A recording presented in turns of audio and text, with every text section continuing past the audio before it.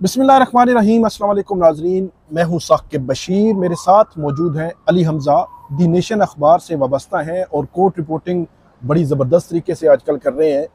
आज रऊफ़ हसन और जो PTI के दीगर जो मुलाजमीन थे, उनके ऑफिस के मुलाजमीन थे और ख़वातीन थी, उनको FIA की जानिब से आज इस्लामाबाद के जो मजिस्ट्रेट हैं उनके सामने पेश किया गया। आज की समाअत के दौरान हुआ क्या है और FIA का केस क्या है, FIR क्या है, मुकदमा क्या है, इसके हवाले से बताएंगे आपको। और ये केस किस रुख पे जा सकता है, कमरे अदालत में क्या माहौल था। अली हमज़ा उनसे हम पूछेंगे कि क्या माहौल था और अदालत और जो जजेस थे, या ख़ास तौर पर रऊफ़ हसन, क्योंकि रऊफ़ हसन वो हैं जो 9 मई के बाद इमरान खान ने उनको सेक्रेटरी इत्तलात बनाया। वो मीडिया पे भी आते रहे, बात भी करते रहे, मुख्तलिफ फोरम्स पे प्रेस कॉन्फ्रेंसेस भी करते रहे और बड़ी सख्त प्रेस कॉन्फ्रेंसेस भी करते रहे, लेकिन आज तक रऊफ़ हसन को गिरफ्तार नहीं किया गया। रऊफ़ हसन पहली दफ़ा जो है वो अब इस केस में गिरफ्तार हुए हैं। इस केस की नोयत मुख्तलिफ है 9 मई के केसेस से कदरे जो है वो। सबसे पहले मैं कुछ FIR का थोड़ा हिस्सा आपके सामने रखता हूँ, क्रक्स बल्कि FIR का।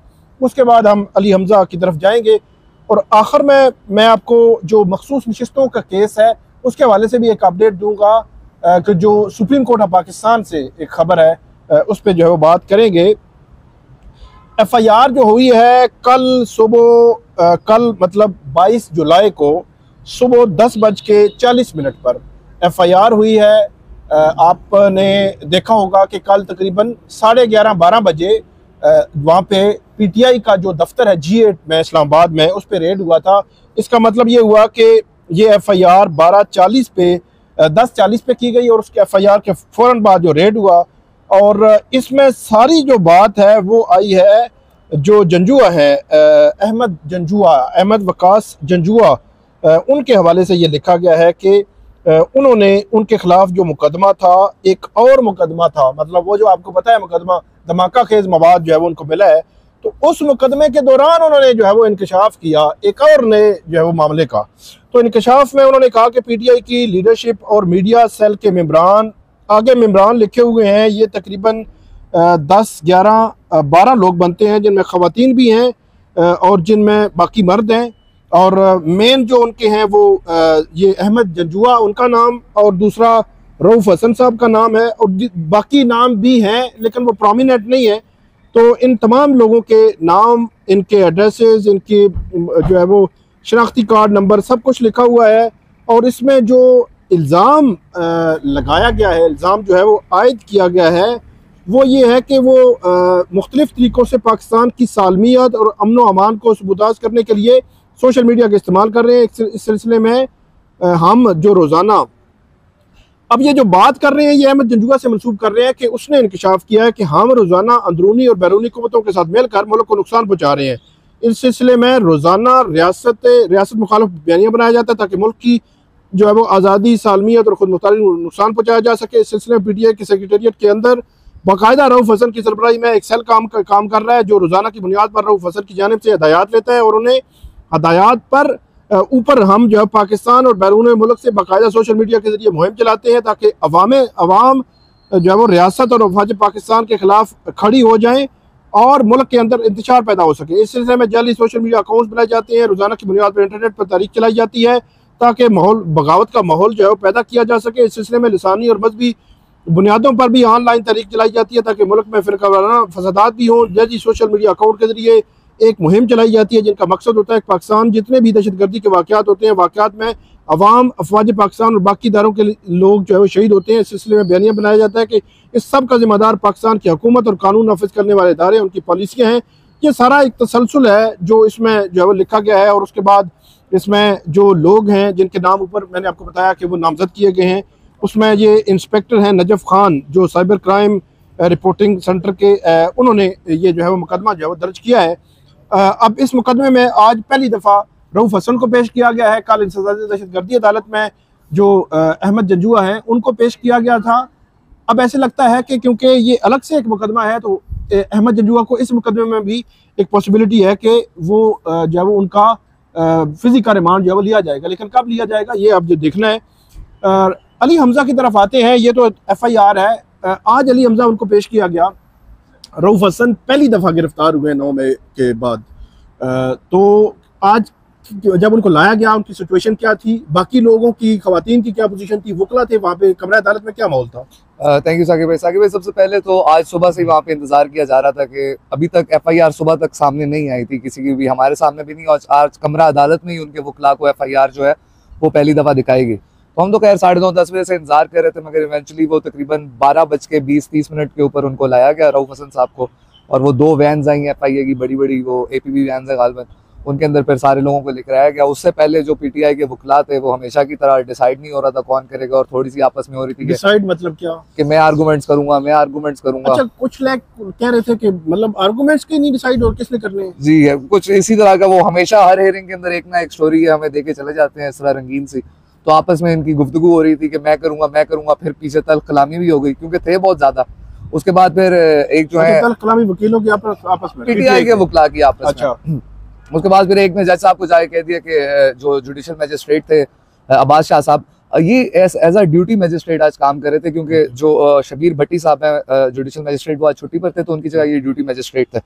तो खैर वो कि हम दलाइल पेश करेंगे, उन्होंने कहा अली बुखारी आ रहे हैं अभी। उस टाइम तक रऊफ हसन भी नहीं पहुंचे और उन्होंने कहा कि अली बुखारी आ रहे हैं तो आप समाअत को थोड़ा मौखर कर दें। एनीवे जज साहब ने कहा यार आने तो दो पहले। तो उसके बाद फिर जब वो समाअत ने कहा होगा कि अभी समाअत शुरू नहीं हुई, मौखर क्या करनी है, तो वो उसके बाद वो फिर लतीफ खोसा साहब जो है इनके सीनियर MNA भी हैं और वकील भी हैं, वो पेश हुए रऊफ हसन के आने के बाद। साथ में 2 खवातीन नामजद थी, वो भी आई हुई थी, उन्होंने मास्क पहने हुए थे, जो इनकी रिसेप्शनिस्ट थी गालबन इनके दफ्तर में, और साथ में 9 मजीद लड़के थे जो वहाँ पे काम करते थे और वो करते थे, उनको भी अदालत के अंदर लाया गया। कमरा अदालत फिर खिचाखिच भरा हुआ था। तो लतीफ खोसा ने अपने दलाइल का आगाज़ किया सबसे पहले, और बल्कि सबसे पहले तो जो प्रोसिक्यूटर थे FIA के शेख आमिर साहब, वो पेश हुए और उन्होंने कहा कि हमें रिमांड चाहिए। इनका सोशल मीडिया डिवाइसेस जो हैं उसके अंदर कंटेंट है इनका, और सोशल मीडिया अकाउंट जो हैं जितने, वो हमने डिवाइसेस रिकवर करनी है और उसके बाद उनकी एनालिसिस करना है, ये सारे मामलात करने हैं। तो फर्स्ट रिमांड है हमारा, और हमने कंक्रीट इन्वेस्टिगेशन करनी है, तो इसके लिए हमें 10 दिन का जो है वो रिमांड दिया जाए। और साथ में उन्होंने ये भी कहा कि मैक्सिमम रिमांड जो आप हमें दे सकते हैं वो 30 दिन का है, मगर अभी हम सिर्फ इन्वेस्टिगेशन के लिए 10 दिनों का जो है रिमांड मांग रहे हैं। तो उसके बाद फिर लतीफ खोसा साहब थे, उन्होंने उनकी बात सुनी, उन्होंने फिर अपने आर्गूमेंट शुरू किया, और उन्होंने आर्गूमेंट्स यहाँ से शुरू किए कि आपको साकिब भाई याद होगा, उन्होंने बताया कि पहले हमारा दफ्तर सील किया गया, यही PTI का दफ्तर जहाँ से कल सबको अरेस्ट किया है। उसके बाद क्या हुआ कि हम हाई कोर्ट आए, हाई कोर्ट के एक सिंगल बेंच ने ऑर्डर किया, रिफत समन रिफत साहब ने जस्टिस जो है, उसके बाद उनके ऑर्डर के ऊपर CDA फिर अपील में गई। फिर जो DB थी जस्टिस मियां गुल हसन ने, उन्होंने हमारा ऑफिस दोबारा डीसील किया। तो कहते हैं ये हमारा ऑफिस बंद करने का चाह कह रहे हैं, हमारा पंजाब का जो लाहौर का सेंट्रल ऑफिस है वो भी बंद करना चाह रहे हैं, ये वाला ऑफिस भी बंद करना चाह रहे हैं, और 12 इसको जो है वो खोलने का कहा गया है। उसके बाद फिर जो दूसरा उनका मेजर आर्गूमेंट था, उन्होंने कहा सारा मसला ये है कि जो ये अभी हमारी जजमेंट आई है रिजर्व सीट की, जिसके अंदर 8 और 5 से फैसला आया, एक्चुअल में वो फैसला 11 और 2 से आया, और पॉलिटिकल पार्टी जो है उसको तकसीम किया गया।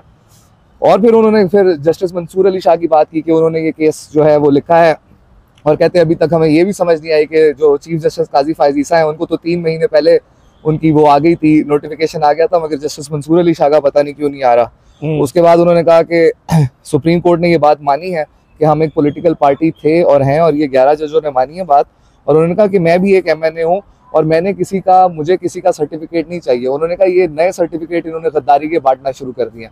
यहाँ पे एक और इम्पोर्टेंट पॉइंट जो था, ये जो सारा तनाजुर में देखा जा रहा था, वो जो कल DGISPR की प्रेस कॉन्फ्रेंस थी, उसके तनाजुर में ये FIR देखी जा रही थी, और गद्दारी की उन्होंने बात की कि इस मुल्क के अंदर फातिमा जिन्ना से लेके और जुल्फ़िकार अली भुट्टो शहीद और बेनज़ीर भुट्टो शहीद, इन सारों से लेके सबको गद्दार डिक्लेयर किया गया है, नवाज शरीफ को गद्दार डिक्लेयर किया गया है, और अब आखिर में आके ये इमरान खान को गद्दार डिक्लेयर करना चाह रहे हैं। उसके बाद उन्होंने कहा कि कल बेसिकली हमारे वहाँ पे माइनॉरिटीज़ और वुमेन की रिजर्व सीट्स के लिए खवातीन आई हुई थी, और उस टाइम इन्होंने आके धावा बोला, वहाँ पे अटैक किया, और उन्होंने कहा ये इतने डिफाइंट हो चुके हैं इस टाइम कि उन्होंने तब अटैक किया जब खवातीन मौजूद थी, और उन खवातीन को भी उठा लिया गया।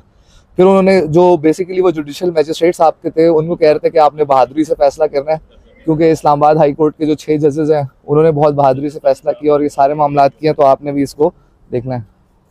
जी अली हमजा जी, तो इसमें जो हम फर्दर बात कर रहे थे, जो थे लतीफ़ खोजा साहब, उनके आर्गूमेंट्स डिस्कस कर रहे थे। तो जो आखिरी उनका मेजर आर्गूमेंट था, उन्होंने कहा कि कल ये राउंड अप किया गया और 12 बजे के बाद जो है वहाँ पे वो धावा बोला गया पुलिस की तरफ से, और उसके अंदर 12 ख्वातीन को वुमेन पुलिस स्टेशन ले गए, और रात को 3 बजे उन्होंने अदालत में बताया कि कुछ ख्वातीन को जो है वो रिलीज किया गया। उन्होंने कहा 2 ख्वातीन को और रऊफ हुसैन को अभी इन केसेस के अंदर डाल दिया है, और उन्होंने कहा कि ये कल एक नई टर्म निकली है डिजिटल दहशतगर्दी। तो उन्होंने कहा कि अब ये सारे मुल्क के ऊपर इसी डिजिटल दहशतगर्दी के नाम से जो है वो यलगार मुसल्लत करेंगे। फिर वही बात कि पंजाब लाहौर ऑफिस वो सील ही है, और इस्लामाबाद का भी डी सील होने के नोटिफिकेशन के बाद ही दोबारा ही बंद करना चाहते हैं। इसके बाद जो थे वो अली बुखारी साहब जो थे वो पेश हुए कमरा अदालत में, और फिर अली बुखारी साहब ने जो है वो बड़े मुदल्लल दलाइल दिए। उन्होंने सबसे पहले तो उन्होंने कहा कि हमें अभी तक FIR का पता ही नहीं है, हमारे पास FIR है क्या, हमारे लोग किस जुर्म में पकड़े गए। ठीक है। तो उन्होंने कहा कि जज साहब काइंडली मुझे FIR दे दें ताकि मैं बावाज़ बुलंद कमरा अदालत में FIR पढ़ चुकूँ। तो फिर उन्होंने उनसे FIR लेके पूरी FIR पढ़ी, और उन्होंने बताया जिस तरह आपने अभी शुरू में बताया। उसके अंदर उन्होंने जो सबसे पहली बात की, जो एडवोकेट अली बुखारी थे, उन्होंने कहा कि ये 10:40 के ऊपर 22/7 की लिखी हुई है जो FIR है। उन्होंने कहा ये जो वाकया है ये 12 बजे के बाद का और 12:30 बजे के बाद का। आप हमारी बात ना माने, ये क्रिस्टल क्लियर है। आप इलेक्ट्रॉनिक मीडिया को अभी खुद आप जाकर देख लें कि वहाँ पे कब ये लाइव रिपोर्टिंग होती रही है, तो ये 12:30 बजे के बाद हुई है। ठीक है। और उन्होंने कहा कि ये जो एक मुल्जिम है जो अहमद वकास जो था, कि उसके इशारों पे ये FIR हो रही है। तो उन्होंने कहा कि मुझे ये समझ नहीं आ रही इनकी रिक्वेस्ट क्या, और ये 10 दिन का जो है फिजिकल रिमांड किस बात पे मांग रहे हैं। और उन्होंने कहा कि जितने लोगों के पास मोबाइल्स हैं और वो पेपर्स हैं वो सारे ले गए हैं, हमारे वहाँ से वाटर चिलर तक उठा के ले गए हैं। अच्छा। दफ्तर से, और रिकॉर्ड वगैरह सारे लेके गए।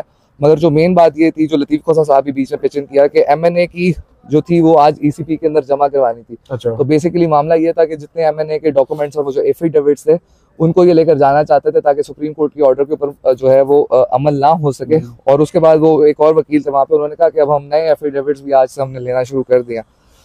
तो इसके ऊपर फिर बात हुई, उन्होंने बात की कि ये अली बुखारी साहब ने कहा कि हेबियस की हमने आज फिर एप्लीकेशन एक रखी हुई थी इस्लामाबाद हाई कोर्ट के अंदर, और उस हेबियस की एप्लीकेशन की वजह से आज इनको प्रोड्यूस किया गया अदालत में, नहीं तो इनका कोई वो अभी भी बताया जा रहा है कि वो अभी पेंडिंग है। 4 बजे जो है उस पर समाअत होनी है, जिसमें इस्लामाबाद पुलिस के हुक्काम है उनसे जवाब तलब किया है, जैसे समर रफत इम्तियाज़ ने, कि जो लोगों को उठाया गया था उनको अगर प्रोड्यूस नहीं किया गया, कुछ लोगों को, जिसके हवाले से अभी भी PTI क्लेम कर रही है कुछ लोगों को प्रोड्यूस नहीं किया गया, उनके माइनॉरिटी के कोई लोग थे, तो उसके हवाले से अभी 4 बजे दोबारा जो है वो समाअत होगी। अभी जब हम बात कर रहे हैं तो 2:30 बजे हैं इस वक्त जी। तो उन्होंने कहा कि इस मुकदमे के अंदर ये 2 पेजेस लेकर आए हैं। FIA का जो साइबर क्राइम का तरीकाकार है, पहले नोटिस भेजा जाता है और नोटिस के बाद इन्वेस्टिगेशन होती है और फिर बंदे को बुलाते हैं, जिस तरह कॉलम नोटिस सहाफियों वगैरह को भी आया। तो उन्होंने कहा ये कोई तरीकाकार जो है वो फॉलो नहीं किया गया, और कोई ये भी नहीं एविडेंस दिया गया कि कौन सी ट्वीट है, कौन सी पोस्ट है जिससे कोई ये मजहबी जज्बात या कोई से भी जो जज्बात हैं वो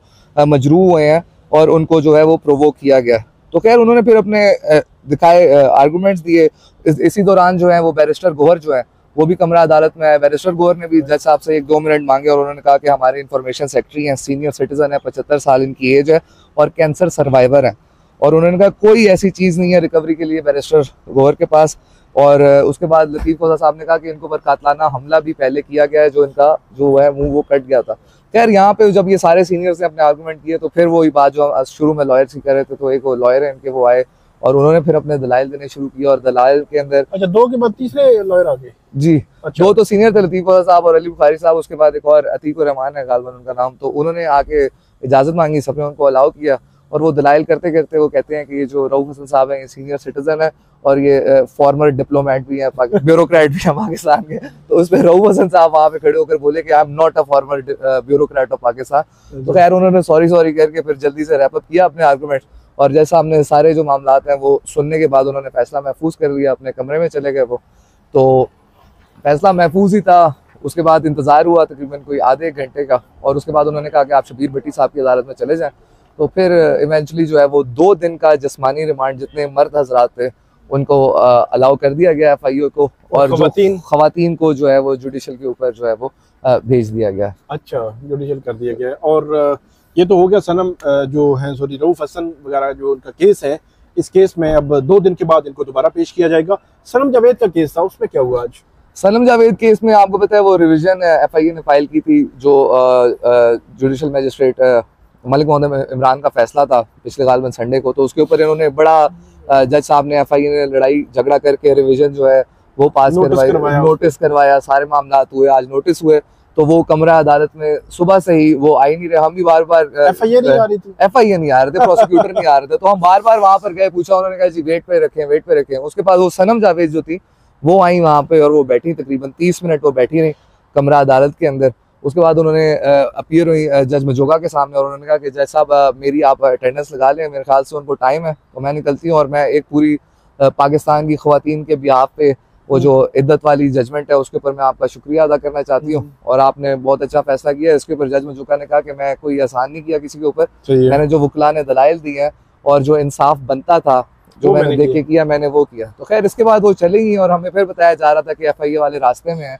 वो सुबह 9:30 बजे से रास्ते में थे। तो इवेंचुअली वो बाद में इस केस के अंदर पता चला कि वहाँ पे प्रोसिक्यूटर अपीयर हुए हैं और उन्होंने ज़बानी कहा है कि हम इसको विड्रॉ कर रहे हैं। जो रिवीजन थी जो बड़ी मुश्किलों से उन्होंने फाइल करवाई थी, तो अब FIA को रिक्वायर्ड नहीं है सनम जावेद और उनके ऊपर कोई केस नहीं है। ये बात तो पहले भी हम कर रहे थे, जब अटॉर्नी जनरल जो इस मुल्क का सबसे बड़ा लॉ अफसर होता है और वो अगर किसी भी अदालत के सामने कोई बात करते हैं तो वो वफाकी हुकूमत के बिहाफ पे करते हैं, और जो FIA है, पुलिस है, ये सारे इदारे वफाकी हुकूमत के मातहत होते हैं। तो उन्होंने जब ये कह दिया था कि हम किसी केस में उसको गिरफ्तार नहीं करेंगे, तो फिर FIA का इतनी जो है फुर्तियाँ दिखाना जो है बनता नहीं था। लेकिन आज फिर आखिरकार ये मामला जो है क्लोज हो गया और सनम जावेद का केस जो है वो उन्होंने विड्रॉ कर लिया उनके खिलाफ, तो अब वो आज़ाद हैं, उनके खिलाफ इस वक्त जो है वो कोई केस नहीं है। तो ये आज की जो कचहरी की जो प्रोसीडिंग्स थी वो थी एक सिर्फ जब मैं ऐड कर दूं यहाँ पे मखसूस नशिस्तों का केस जो सुप्रीम कोर्ट ऑफ पाकिस्तान में, जिसमें 12 जुलाई को फैसला आ चुका है और उसके खिलाफ मुस्लिम लीग नून की 16 जुलाई को उन्होंने जब वो दायर की थी नज़रसानी की दरख्वास्त, और अब ये आज 23 जुलाई को हम जब ये बात कर रहे हैं तो जो पीपल्स पार्टी है उनकी जानिब से भी अब बाकायदा तौर पर ये दायरी जो है वो कर दी गई है। अब नज़रसानी की दरख्वास्त जो है वो दायर कर दी गई है। अब देखना ये है कि सुप्रीम कोर्ट इसको कैसे देखेगी। लेकिन एक चीज़ तय है, क्योंकि इस वक्त जो कमेटी थी उस कमेटी में ये मामला गया था, तो कमेटी ने कहा था कि जो गर्मियों की जो तातीलात हैं, इन तातीलात के बाद सुप्रीम कोर्ट में ये केस लगेगा, तो वो तातीलात का ख़त्म होने के बाद पहला जो वर्किंग डे होगा वो 9 सितंबर होगा। तो जो नज़रसानी की जो दरखास्तें हैं अब ये 9 सितंबर के बाद वाले पहले हफ्ते में, दूसरे या तीसरे हफ्ते में फिक्स होंगी, लेकिन दायर हो रही हैं। इसका मतलब ये है कि ये मामला एक दफ़ा फिर खोलेगा सुप्रीम कोर्ट में, लेकिन क्योंकि नज़रसानी जो रिव्यू जो पिटीशन होती है उसका स्कोप बहुत कम होता है, बहुत माइनर स्कोप होता है, आपने एरर जो है वो बताना होता है। अपील में केस पूरा खुल जाता है, लेकिन इसमें जो नज़रसानी में बहुत माइनर स्कोप होता है, 1-2 समातों में मामला जो है निमट जाएगा। लेकिन देखना ये है कि अब ऊँट जो है वो किस करवट बैठता है, क्योंकि इलेक्शन कमीशन ने उस पर अभी जो है वो अमल करना है और दूसरी जानब सुप्रीम कोर्ट ने तो नज़रसानियाँ बाद में सुननी है। सबसे पहले ये देखना है कि इलेक्शन कमीशन क्या पूरे फैसले पर जो है वो अमल करेगा भी या नहीं, अगरचे उन्होंने कहा है कि हम जो है वो अमल करेंगे। तो ये आज की थी मुख्तलिफ केसेस की जो अपडेट्स थी वो आपके सामने रखी। अली हमजा आपका बहुत शुक्रिया। आइंदा भी नाज़रीन हम आपको अपडेट करते रहेंगे। आप हमें फीडबैक दीजिएगा, कमेंट कीजिएगा। बहुत शुक्रिया।